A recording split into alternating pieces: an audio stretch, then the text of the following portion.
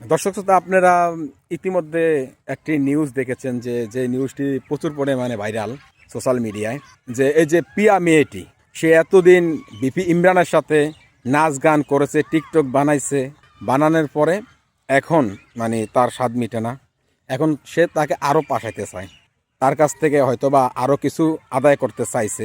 সে যখন সেটা দিতে ব্যর্থ বা দিতে চায় না, তখন সে কী করলো, যে তার নামে একটা মামলা দিয়ে দিল। সেই মামলাটা আপনারা জানেন কি মামলা, আমি ভিডিওতে বলতে চাচ্ছি না।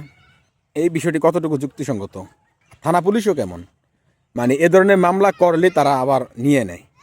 তারাও তো বিভিন্ন ধরনের ভিডিওগুলো অনলাইনে দেখে, সোশ্যাল মিডিয়ায় দেখে, ঠিক আছে, কিন্তু তারা কি জন্য এই ধরনের মামলাগুলো নেয় আমার বুঝে আসে না।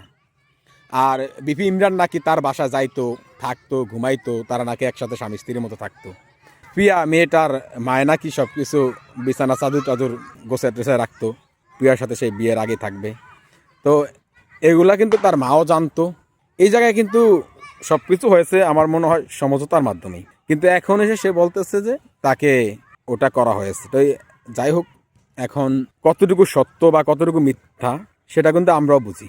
বিশেষ করে এই মেয়েটা খারাপ হয়েছে তার মায়ের জন্য। মাটা একটা বেয়াদব, চরম লেভেলের বেয়াদব। মাটার কথাবার্তা শুনলেই আমার মেজাজ খারাপ হয়ে যায়। তো এই ধরনের মা থাকলে কোনো সংসারে ওই মেয়ের জীবন ভবিষ্যৎ সব অন্ধকার। এই ধরনের মা, একজন মা হলেই যথেষ্ট। ওই মেয়ের জীবন একবার জাহান্নাম।